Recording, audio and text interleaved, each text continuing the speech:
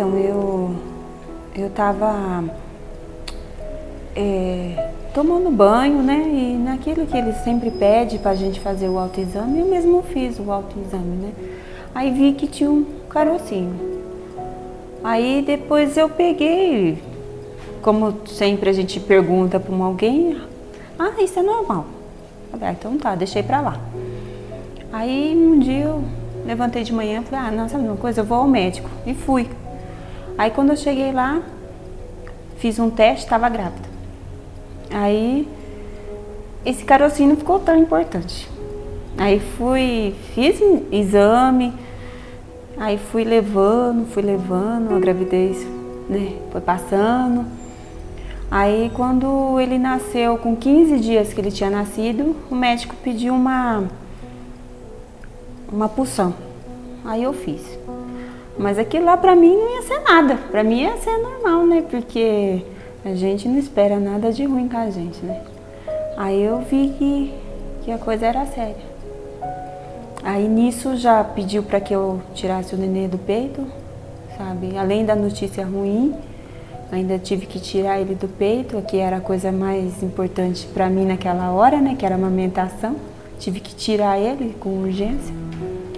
E não foi nada bom pra mim, porque eu vi uma criança de um mês e eu, com isso, né, aí eu entrei em pânico.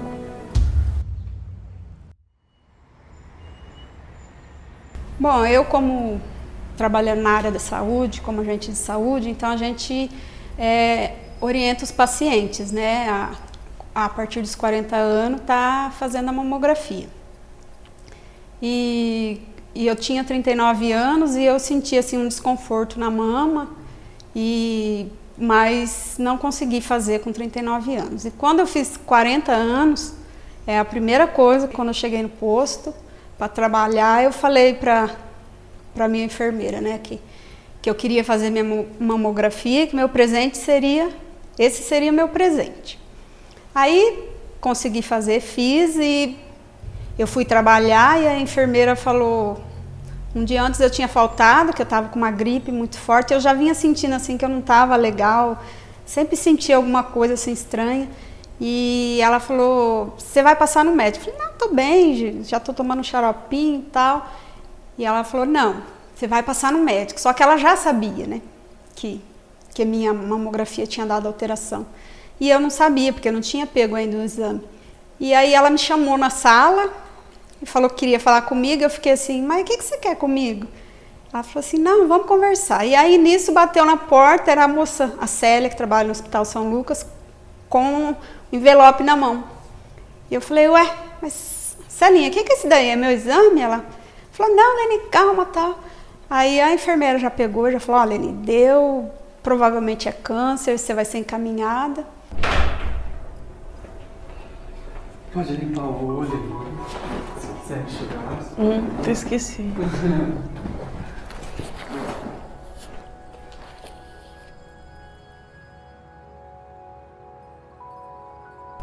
Eu sempre tive o que eles chamam de displasia mamária. Então, desde os meus 35, eu procurava fazer exames para acompanhar, porque eu já tinha histórico familiar de câncer na família. E como sempre dava tudo normal, eu pulei um ano. Normalmente as pessoas fazem depois dos 40 anos, né? Eu comecei com 35, a pedido meu mesmo para o médico. E em 2008 eu estava muito atarefada, tinha acabado o mestrado, estava envolvida com muitos trabalhos e pulei um ano para fazer os exames. E foi nesse ano que as coisas aconteceram. Só que como eu tinha ficado só um ano sem ficar, fiz no segundo ano, pulei um ano e fiz no outro o exame, eu achei que não era aquilo. Eu falei, nossa, mas eu fiz no ano passado o exame, tá tudo certo, né? E foi o meu marido que percebeu, porque na verdade eu tinha uma coceira. Só que como eu sou alérgica, pra mim aquilo era alergia de sutiã. Então eu trocava o sutiã, comprava outro sutiã, tirava a roupa, usava a roupa sem etiqueta. E aí eu tirei a roupa e meu marido falou, nossa, Nara, mas tá tudo vermelho aqui, parece que sua mama tá ficando mais pro lado, né? Eu falei, pai, a gente sempre tem uma mama maior que a outra, né? Aí eu falei, não, pelo sim, pelo não, vou marcar uma consulta com a ginecologista. Mas sossegada, né? Você nunca vai imaginar que é isso. Aí eu liguei, ela tinha consulta daqui a 3 meses, vamos supor, né? E eu esperei. A hora que eu cheguei nela, ela falou, Nara, já aconteceu, ela me acalmou, passou assim, a realidade do que estava acontecendo para mim. Ela falou, você se prepara, alguma coisa muito séria está acontecendo mesmo, você vai fazer os exames, você vai se tratar. Eu tive uma irmã que teve esse problema e tal. Então eu já fui do meu consultório, do consultório médico, eu já fui mais ou menos preparada para os exames da mamografia, né? Ele falou, corre porque o seu caso é câncer maligno e está avançado. Aí a mulher pegou e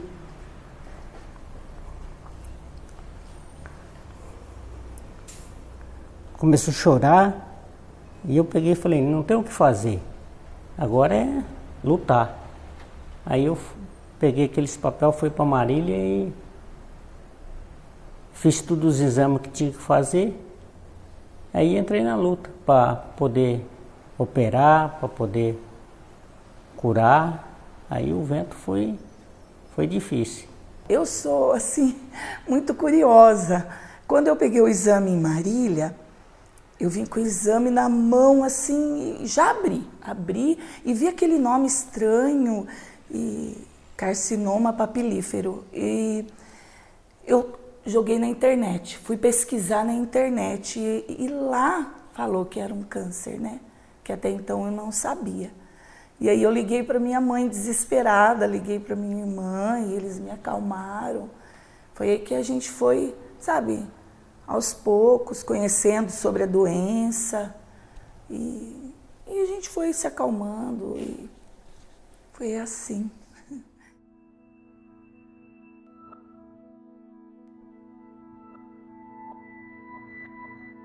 No momento da notícia, é um baque muito grande. Eu chorei muito. Eu fiquei assim desesperada porque eu não sabia como eu iria contar para meus filhos, né? Meu medo era meus filhos. Eu conversei com meu marido, tudo. Aí na hora do jantar, né, eu tava com o olho inchado, eu falei, eu vou contar, porque... Aí a gente se reuniu na mesa para jantar e aí eu falei, né, eles também ficaram assim, muito emotivos também, choraram bastante, mas em momento nenhum deixaram a peteca cair também. Entrei em pânico, foi difícil. Além de eu entrar em pânico, eu deixei minha família em pânico. Porque a vida da minha família parou junto com a minha. Porque eu não pensava na cura, eu já pensava logo no pior.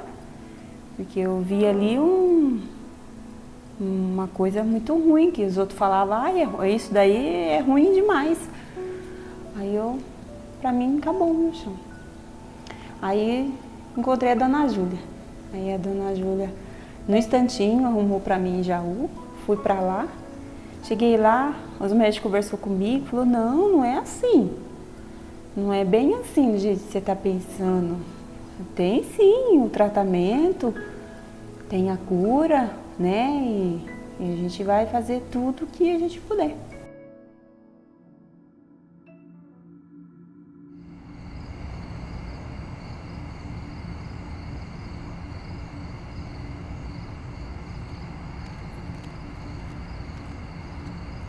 Porque a família, na verdade, que lida com câncer, ela adoece junto, ela sofre junto com o paciente. E por eu ter uma família assim muito unida, recebi muito apoio dos meus filhos, do meu esposo, de uma amiga que é íntima dentro de casa. Então foi assim um processo assim de união. Na verdade, ele uniu. E eles colocavam para mim todos os dias que eu era capaz de superar isso, que eu era uma pessoa forte, que eu já consegui tantas outras coisas, por que eu não ia conseguir derrotar o câncer?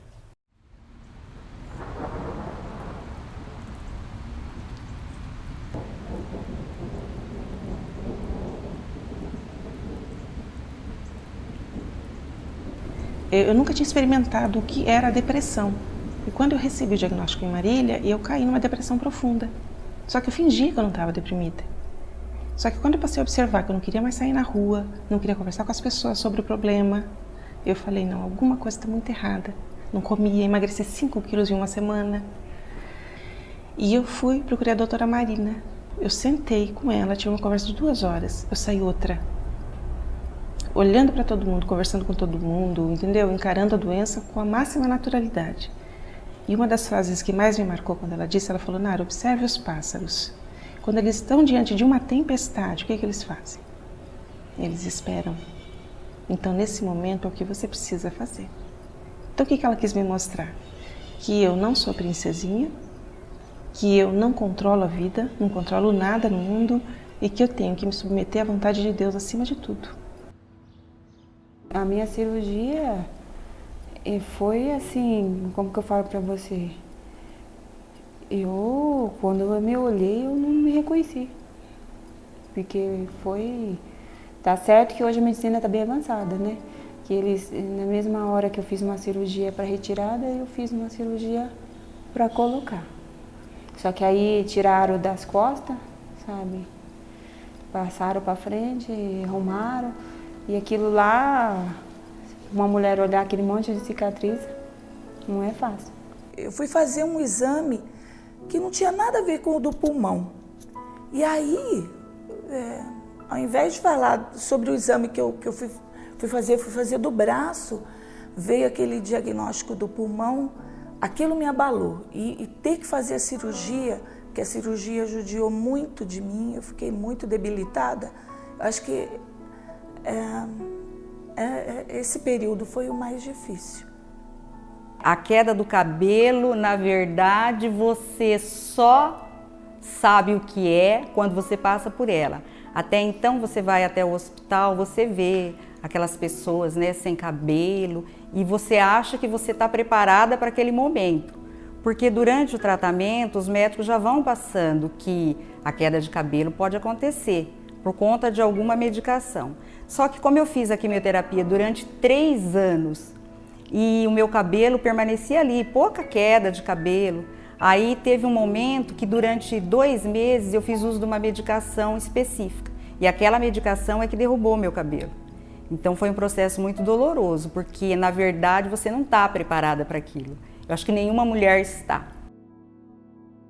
Aí eu fiz a cirurgia e depois logo já comecei a fazer a quimioterapia, né? E aí eu fiz a primeira quimioterapia, foi comecinho de dezembro de 2010. E na véspera de Natal eu levantei e aí eu percebi que eu levantei e olhei pro travesseiro, tinha, né, um monte de fio de cabelo. E aquela noite eu ouvia como se fosse uns grilinhos assim, tac, tac, tac. E era o cabelo que estava morrendo. E a hora que eu levantei, eu olhei pro travesseiro, né, vi bastante cabelo. Eu achei estranho. Aí eu passei a mão e no que eu passei a mão, saiu aquele tufo de cabelo.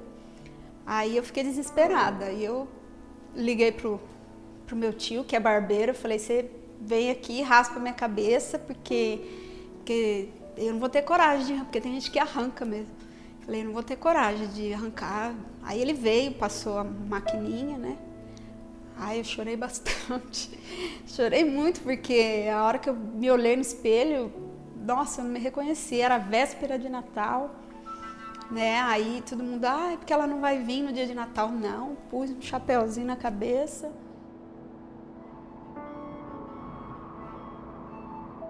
Foi muito difícil para mim, porque eu não queria que ninguém visse sem cabelo, eu não aceitava. Então eu dormia de lenço, acordava, a primeira coisa que eu fazia era colocar a peruca. Mesmo dia da operação eu não queria tirar da cabeça, mesmo dia da operação. Eu queria continuar dentro do centro cirúrgico com a peruca na cabeça. Esse foi o pior dia da minha vida. O dia que eu vi que eu estava sem cabelo. Mas quando meu cabelo começou a crescer, que eu vi que tinha as mãos de Deus sobre mim, sabe? Eu senti que Deus estava perto de mim. Fiquei sem nada, nada. E lá pra mim eu chorava, porque quando começou a cair meu cabelo, que eu fiz assim, que caiu, corri na minha mãe: mãe, meu cabelo tá caindo. Aí eu comecei a chorar, chorar, chorar. Parecia que aquilo lá tava um pedaço de mim indo embora. Eu tinha vergonha de sair na rua, porque eu olhava e falava assim, as pessoas ficam olhando pra mim. Meu marido vai ter vergonha de mim. Acabou ele, sabe, saía na rua, ele saía comigo, parecia que era tudo normal, foi indo que foi passando, sabe, aquela vergonha, aquele jeito de ser meu, vergonhosa de tudo, aí acabou sendo normal. Aí eu ainda tinha vez que eu colocava peruca, as pessoas falavam, nossa, cabelo bonito, sabe? Eu ficava toda, falava, então tá normal, o que eu tô pensando, né? E passei aquela fase ruim que eu pensava que o cabelo caindo ia acabar tudo. Não é nada, a gente fica pensando, né? Muitas vezes, igual o médico falava pra mim, você não pode ficar pensando nas coisas que os outros falam, que você vai ouvir. Você tem que viver o que você está vivendo.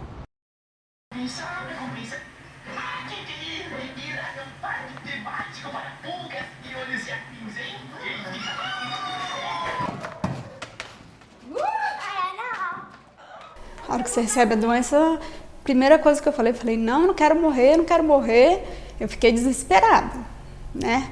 Porque eu tinha minha família, meus filhos e meu neto, né? Meu neto tinha 1 ano e pouquinho. E quando minha filha engravidou, aos 18 anos, ela teve uma gravidez indesejada e meu mundo desabou também. Porque eu falei, 18 anos, e ia casar, mas não deu certo, e ficou em casa, a gente acolheu ela, e eu falava, por que, né, essa gravidez assim? Não tem explicação, uma menina estudada, fazendo faculdade. E aí depois, quando veio essa doença, que eu fui entender o porquê. Falei que eu ia chorar. Porque nas horas que eu tava carequinha, chorando na cama, era meu netinho que vinha me acariciar, me beijar. E aí que eu entendi que nada é em vão. Deus não faz nada sem ter um propósito.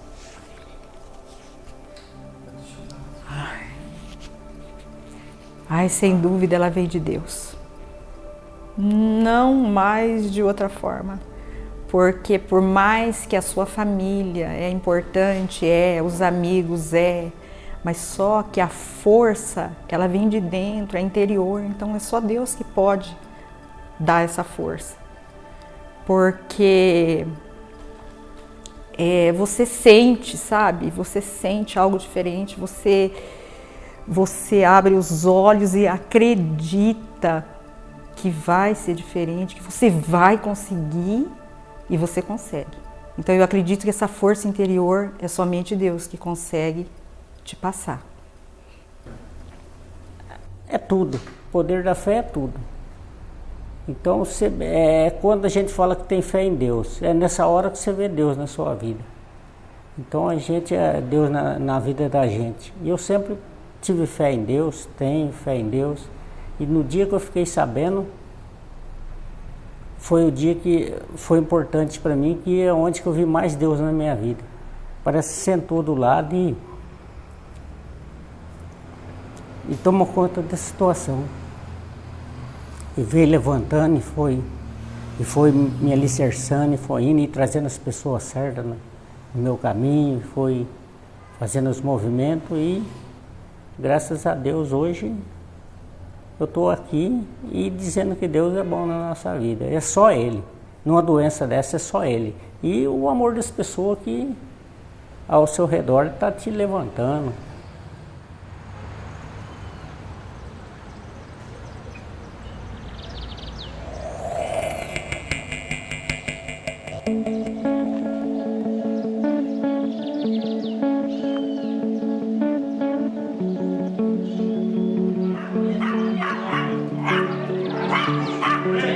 Vai lá, vai. Pode, é só você filmada, né? Dá um beijo na sua mão. Vamos todo mundo dar um beijo pra mim, vai. Vai, legal. Vamos lá.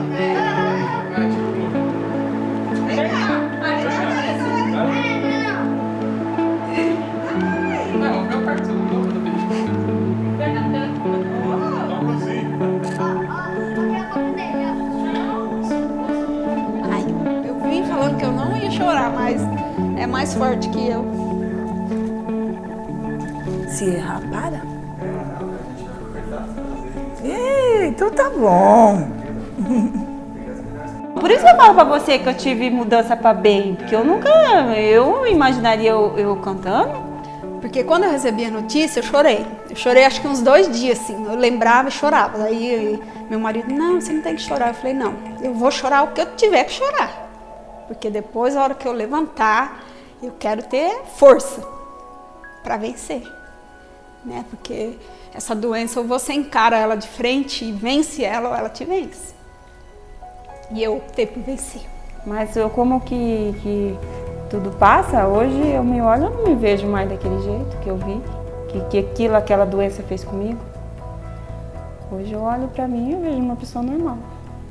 Passou sabe, eles fazem tão perfeito que parece que quanto mais o tempo passa, mais aquilo vai indo embora, sabe? Na hora que você vê é choque, mas depois tudo vai indo embora, aquela cicatriz vai indo embora, aqueles pensamentos vai indo embora, tudo passa.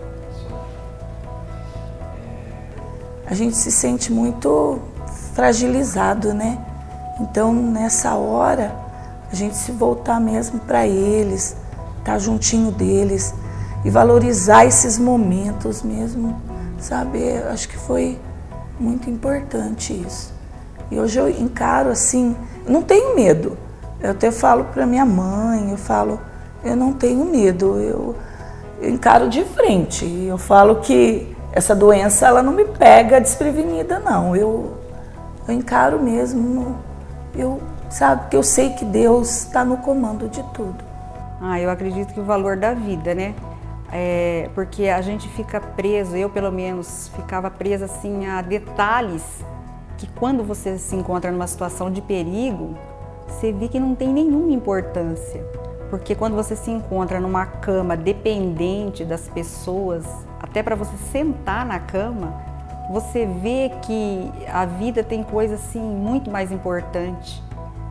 Você pode fazer muito mais pelos outros e eu acho que é passando por uma situação assim de perigo é que você consegue ver isso.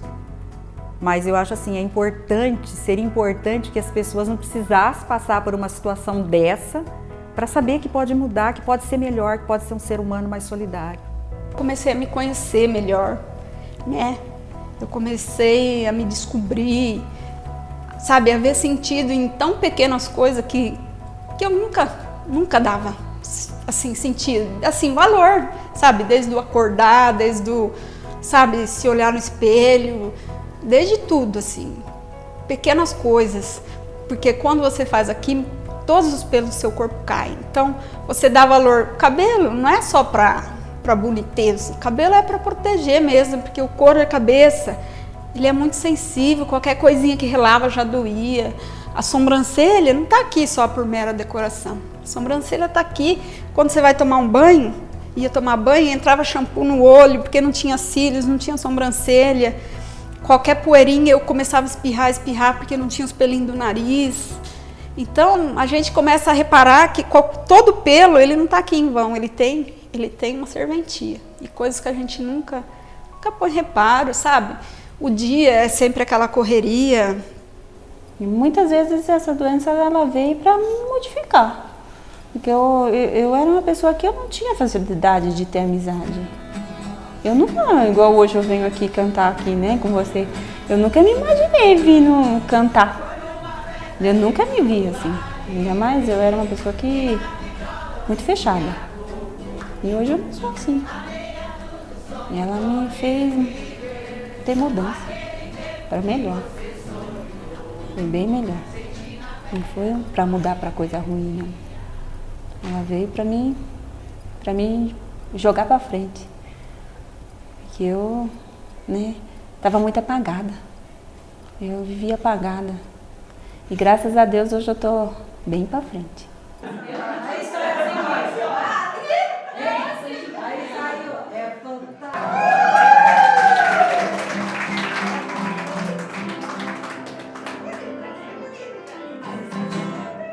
É que a pessoa que hoje descobre a doença, ela não desespera.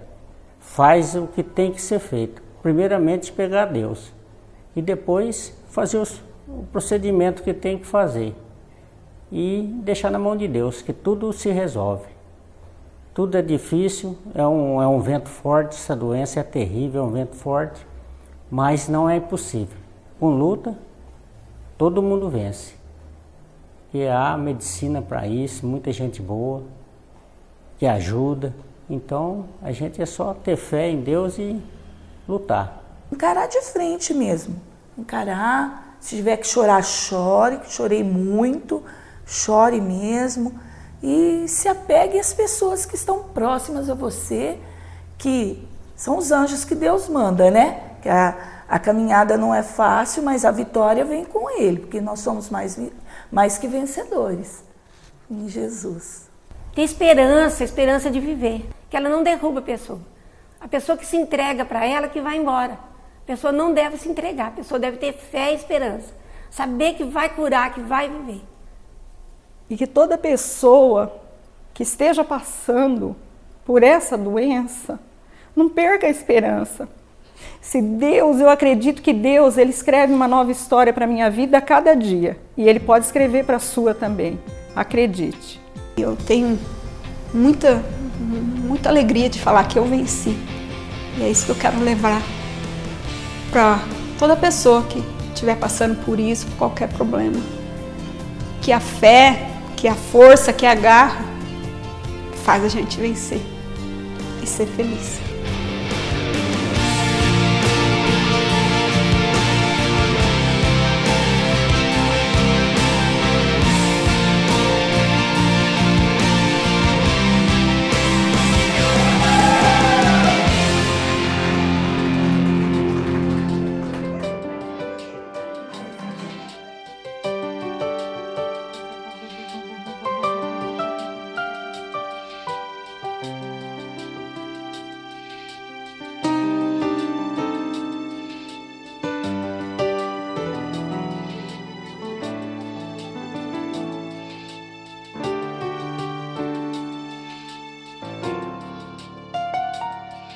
Quem espera que a vida seja feita de ilusão, pode até ficar maluco ou morrer na solidão.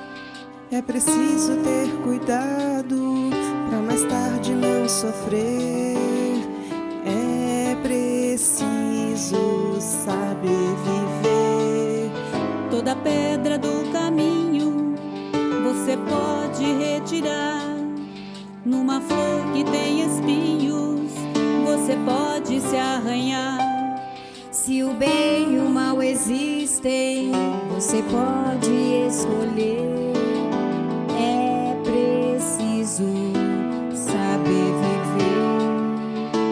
É preciso saber viver. É preciso saber viver. Saber viver, saber viver, saber viver.